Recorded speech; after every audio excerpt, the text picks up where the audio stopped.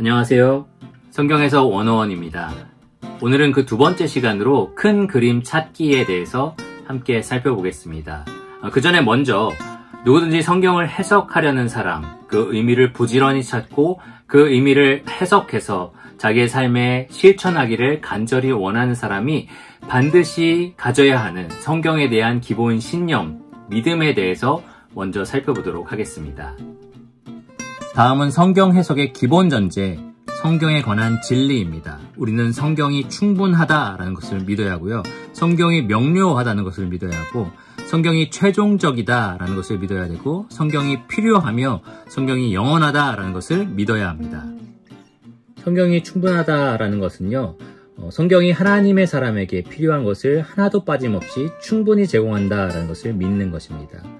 또한 성경이 명료하다는 것은 우리가 그것을, 성경이 말하는 바를 명확하게 이해할 수 있다라는 겁니다. 성경이 최종적이다라는 것은 더 이상의 계시가 필요 없을 정도로 성경의 계시가 완성되었다라는 겁니다. 또한 성경의 필요성을 믿는 것은 성경이 구원에 이르는데 반드시 필요한 영적인 양분이다라는 것을 믿는 것입니다. 또한 성경의 영원성을 믿는다라는 것은 성경의 진리에는 유효기간이 없다는 것을, 어제나 오늘이나 동일하게 진리라는 것을 믿는 것입니다. 여러분, 방금 말한 진리를 믿지 않는다고 상상해 보시기 바랍니다. 성경이 우리에게 필요한 모든 것을 제공한다, 충분히 제공한다는 것을 믿지 않는다면, 성경이 우리가 충분히 이해할 수 있도록 우리에게 주어졌다는 것을 믿지 않는다면, 또 성경이 최종적이어서 더 이상 성령의 음성을 우리가 찾아 헤매지 않아도 된다라는 것을 우리가 받아들이지 않는다면, 또 성경이 영원해서 지금까지 우리에게 계속해서 변하지 않는 진리를 주신다라는 것을 우리가 믿지 않는다면, 또 성경이 우리에게 반드시 필요하다라는 것을 우리가 거부한다면 정말 성경 해석은 우리가 할 수도 없는 불가능한 일이 되고 말 것입니다. 그러므로 우리는 반드시 앞서 말한 이 기본 성경에 대한 진리를 믿어야만 합니다.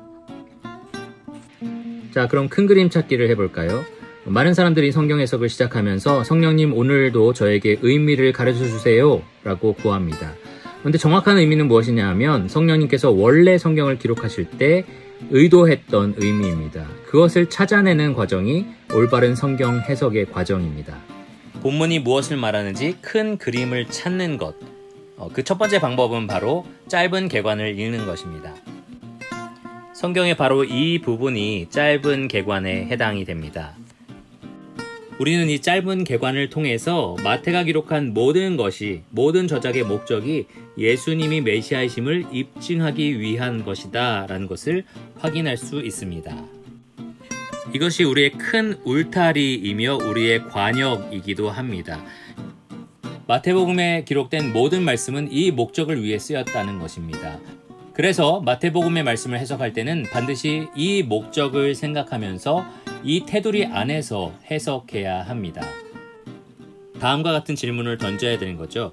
이 말씀이 예수님이 메시아라는 사실을 어떻게 입증할까? 이런 질문들을 던져야 합니다. 예를 들어서 1장에 나와 있는 예수 그리스도의 계보, 이 족보가 사실 참 지루하고 긴 내용이다 라고 생각할 수 있지만, 이 마태복음에 기록된 목적을 생각할 때 이 예수님께서 참으로 약속된 메시아임을 메시아의 족보를 통해서 입증한다, 이렇게 우리가 확인할 수 있습니다. 아주 중요한 자료다라고 할 수 있는 거죠. 큰 그림 찾기 두 번째 방법은 소제목을 활용하는 것입니다. 성경 원문에는 없지만 편의상 성경에는 각각의 소제목들이 단락별로 붙어 있는데요. 예를 들면 이런 부분입니다. 소제목은 성경의 문맥을 이해하는 데 도움이 됩니다. 예를 들어 빌립보서 4장 13절 말씀은 우리가 참 많이 사용하는 말씀이죠. 내게 능력 주신 자 안에서 내가 모든 것을 할 수 있느니라. 하지만 이 말씀은 원래 문맥과 아무 상관없이 사용되는 아주 유명한 말씀입니다. 어떤 문맥 안에서 이 말씀이 주어졌을까요? 소제목을 보면 이 대목에서 바울이 말하고자 했던 바는 이 빌립보 사람들이 보냈던 선물, 그것에 대한 감사라는 것을 알 수 있습니다. 영문소 제목을 보면 바울의 감사가 근본적으로 공급자 되신 하나님을 향해 있다라는 것을 충분히 알 수 있습니다. 그러니 13절의 말씀을 아무 때나 아무렇게 사용할 것이 아니라 이러한 맥락 안에서 하나님의 공급하심을 온전히 신뢰하는, 그러면서 성도들의 공급에 감사하는 그러한 문맥 안에서 우리가 이해할 수 있어야 한다는 거죠. 세 번째로 큰 그림 찾는 방법은 문학 장르를 파악하는 것입니다. 성경은 역사적 기록,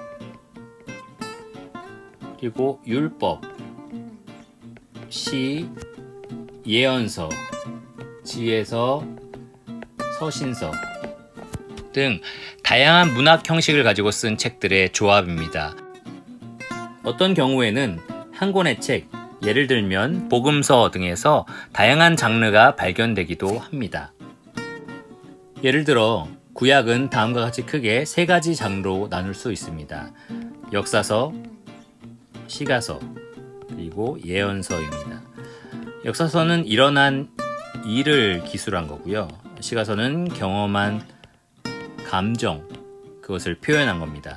그리고 예언서는 하나님의 뜻과 그것에 대한 성취를 기록합니다. 이런 분명한 목적을 가지고 다양한 장르로 구성되어 있는 것이 바로 구약 성경이다 라고 말할 수 있는 거죠. 이런 문학 장르가 어떻게 실질적으로 큰 그림이 되고 울타리를 만들어주는지 예를 들어 한번 살펴보겠습니다. 사도행전 2장 46절 말씀인데요. 이 사도행전의 장르는 바로 역사서입니다. 역사서, 있었던 일을 기록하는 그러한 목적을 가지고 쓴 문학적 장르인데요. 그래서 날마다 마음을 같이하여 성전에 모이기를 힘쓰고 집에서 떡을 떼며 기쁨과 순전한 마음으로 음식을 먹었다라는 이 46절 말씀의 기록을 우리가 어떻게 볼 것이냐, 실제로 이런 일이 있었다라는 역사적인 기록으로 봐야 한다는 거죠. 이것을 마치 서신서의 명령처럼 날마다 마음을 같이 해야 된다, 성전에 모여야 된다, 힘써야 된다, 집에서 떡을 떼야 된다, 이런 식으로 받아들여서는 안 됩니다. 이 문학적 장르가 그러한 해석을 거절합니다. 역사서라는 틀이 이 기록을 신약교회가 매일 모였고 집집마다 모였으며 갑자기 늘어난 성도들을 수용할 장소가 없었다라는 사실을 그냥 단순하게 기록하고 있습니다. 그들이 그렇게 했다는 것을 기술하는 것뿐이지 우리에게 반드시 그렇게 해야 한다라고 말하고 있지 않습니다. 물론 우리가 어떤 교훈을 얻을 수는 있지만 궁극적으로 성경이 그것을 가르쳐주기 위해서 기록된 것은 아니다라는 겁니다.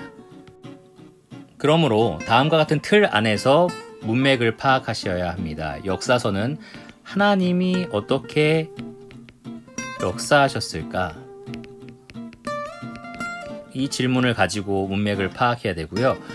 시가서는 저자가 하나님을 어떻게 묘사하고 있는가, 이것을 질문해야 되고요. 예언서는 하나님의 뜻이 어떻게 이루어졌는가, 이것에 대해서 질문하셔야 합니다. 이렇게 장르별로 질문하는 것이 다르고요. 찾아내야 되는 의미가 달라지는 것, 이것이 큰 그림을 이해하는 데 굉장히 도움이 됩니다.